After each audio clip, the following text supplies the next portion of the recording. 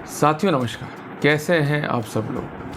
आज एक important topic पर मैं चर्चा करूंगा, जिसके तहत एक रिसेंट जजमेंट है इलाहाबाद हाई कोर्ट का, जिन्होंने ऑनरेबल सुप्रीम कोर्ट के जजमेंट रजनेश बनाम नेहा का इंटरप्रिटेशन किया और ये स्पेसिफिक किया कि अगर कोर्ट डेट ऑफ ऑर्डर से भी मेंटेनेंस को अवॉर्ड करता है तो ये जायज़ है, ये गलत नहीं है। और साथियों, सबसे इम्पॉर्टेंट बात, जब से रजनेश बनाम नेहा का जजमेंट आया है तब से कोर्ट के माइंड में गलतफहमियाँ हैं कि हम डेट ऑफ एप्लीकेशन से ही खर्चा बांधेंगे, डेट ऑफ ऑर्डर से हमें कोई कंसर्न नहीं है। पर यहाँ पर इलाहाबाद हाई कोर्ट ने ये स्पेसिफिक किया कि यद्यपि निर्णय है, पर इसका अभिप्राय ये नहीं है कि जो डिस्क्रिशन का रूम है उसको कम्प्लीटली जो है ब्लॉक कर दिया गया है। अभी भी कोर्ट तथ्यों व परिस्थितियों को देखते हुए विचार कर सकता है और कोर्ट को लगता है कि ऑर्डर जो है वो डेट ऑफ ऑर्डर से किया जाना चाहिए, तो उस सिनेरियो में कोर्ट डेट ऑफ ऑर्डर से भी मेंटेनेंस अवॉर्ड कर सकता है और ये ऑर्डर जस्टिफाइड है। साथियों, ये टॉपिक इसलिए इम्पोर्टेंट है कि आए दिन खर्चे बन तो रहे हैं, पर ये बन रहे हैं डेट ऑफ एप्लीकेशन से, जो गलत है। साथियों, अभी भी स्कोप है, कानून है, तो हमें उसका फ़ायदा जो है निश्चित तौर पर उठाना चाहिए। तो साथियों, आज का टॉपिक काफ़ी इंपॉर्टेंट है, जो कुछ पॉइंट मैं डिस्कस करूंगा वो भी काफ़ी इंपॉर्टेंट है। साथियों, मेरा जो आज का वीडियो है ये बेस्ड है on judgment of Allahabad High Court, जो कि रिसेंट जजमेंट है और 10 मई 2023 को ऑनरेबल हाई कोर्ट द्वारा पास किया गया है।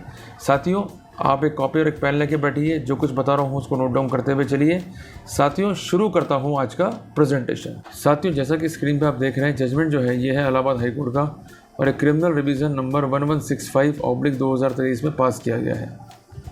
जजमेंट है Shrimati Ranjeeta versus state of UP के नाम से।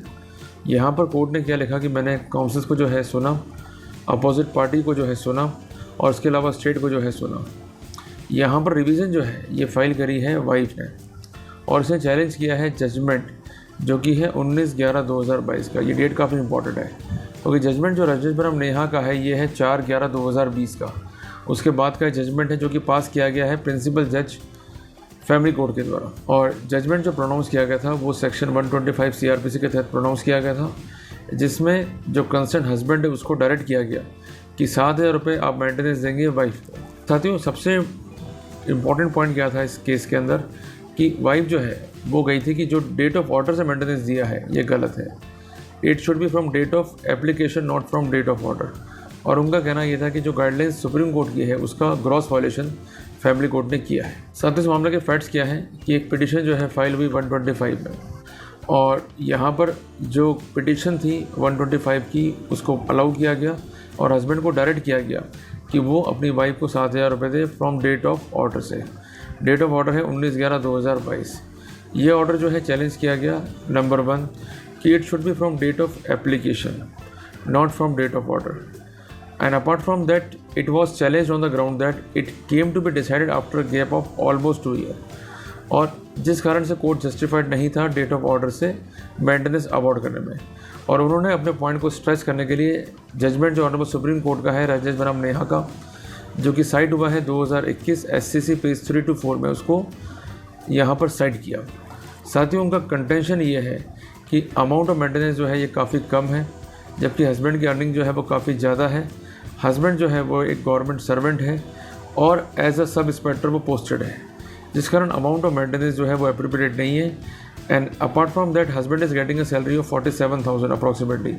तो उस बैकग्राउंड में ये मेंटेनेंस जो है देखा जाए और ऑर्डर को रिव्यू मॉडिफाइड करते हुए जो प्रीवियस ऑर्डर है उसको सेट असाइड भी किया जाए। साथियों, सबसे इंपॉर्टेंट बात इस केस में ये थी कि हस्बैंड ने जो है इसका अपोज किया और सबसे इंटरेस्टिंग स्टोरी जो है उसे चेकआउट करी अपने रिप्लाई में। अब अक्सर गलती क्या करते हो आप लोग, पिटिशंस का रिप्लाई फाइल नहीं करते हो, ये बड़ी गड़बड़ है। दूसरी बात, जो इम्प्यून जजमेंट बताया जा रहा है पिटिशन में, उसका एक प्रॉपर पार्ट जो आपको सपोर्ट कर रहा है उसको ज़रूर रिफ्लेक्ट करें, अगर वो आपके पक्ष में है और उसके बेसिस पर आप कोई रेमेडी को सस्टेन कर रहे हैं। तो इनका कहना यह है कि जो जजमेंट है अगर उसका अवलोकन करें कोर्ट, तो उसका पर्टिकुलर पार्ट और उसके particular circumstances itself self speaking है कि जजमेंट जो है वो इम्प्यून नहीं है। उनका कहना यह है कि इस पिक्चर में हमारे अलावा 2 लोग और हैं, एक तो मेरा भाई और उसकी वाइफ रश्मि। उसने कहा कि मेरी वाइफ के और जो मेरा ब्रदर है उसके अवैध संबंध हैं, और जिस कारण से मेरे भाई ने उसकी वाइफ जो कि रश्मि है उसके साथ मारपिटाई करी, जिस कारण रश्मि ने एक केस दर्ज कराया सेक्शन 307 IPC के तहत, जिसमें मेरी वाइफ जो है वो अरेस्ट हुई और लेटर ऑन रश्मि ने जो है डिवोर्स केस फाइल किया इन विच कंपनसेशन और alimony the tune of 14 lakhs was awarded. और रेस्पॉन्ड नंबर 2 जो है being the elder brother paid 9 lakh rupees from his own account और रिमेनिंग जो है 5 लाख रुपये उसने अदर मीन से जो है पे किए। और उसने पॉइंट आउट किया there is enough evidence on the file before the trial court to demonstrate that it was the husband who became the victim of circumstances around him and that his wife was not entitled for any maintenance amount. It is further argued that even if it is presumed that she is entitled for the same, then date of payment is perfectly justified as the respondent husband has been able to prove the financial burden in aftermath of the criminal case and civil case of divorce fell upon him, being earning elder member in the family. Additionally, it is pointed out that it is he who is taking care of his daughter only. साथियों, ये points जो से race करे ये काफ़ी important थे और काफ़ी हद तक कोर्ट को कन्विंस करने वाले थे, क्योंकि एक तरफ तो ये हस्बैंड कहता है कि जो ये डिस्प्यूट था अल्टीमेटली उसमें डिवोर्स जो है फाइल हुआ, तो मैंने रश्मि को जो है 14 लाख रुपये पे करे। रश्मि मीन्स उसके छोटे भाई की वाइफ नंबर 1, तो ये एडिशनल बर्डन उसके ऊपर आ गया। नंबर 2, डॉटर को मेंटेन कर रहा है, तो वाइफ जो है अपनी रूटीज को जो है वो अवॉइड कर रही है। उनका ये भी कहना है कि जो मेरी वाइफ है और जो मेरे ब्रदर हैं उनका अवैध संबंध है, तो यहाँ तो मेंटेनेंस बिल्कुल मिलना नहीं चाहिए। अगर कोर्ट अवॉर्ड कर भी रहा है तो डेट ऑफ ऑर्डर से जो है वो जस्टिफाइड है। साथियों, यहाँ पर कोर्ट ने लिखा कि मैंने जजमेंट को जो है पेरूस किया, जो सर्कमस्टेंसेस अवॉर्ड हुई है उसको देखा और जो यहाँ पर बर्न्ड रिलेशनशिप्स है उनको देखा। साथियों, फैक्ट जो है एडमिटेड है कि जो क्रिमिनल केस है और जो डिवोर्स केस है लड़ा गया between the brother of the respondent and his wife. In concluding para it means para number 12 of the impugned judgment the learned trial court considered all the aspects that are material and circumstances and found it appropriate to grant maintenance of rupees 7,000 from date of order. In my view, the trial court has given the cogent reason for deciding the quantum of maintenance and grant thereof from date of order. तो कुल मिला के court का कहना यह है कि जो भी ऑर्डर कोर्ट का है कि मेंटेनेंस तो देना है पर डेट ऑफ ऑर्डर देना ही जस्टिफाइड है।